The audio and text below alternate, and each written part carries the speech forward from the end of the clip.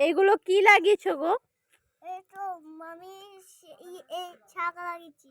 কি শাক এগুলো? পালং শাক। বাবরে, এত সুন্দর লাগিয়েছো।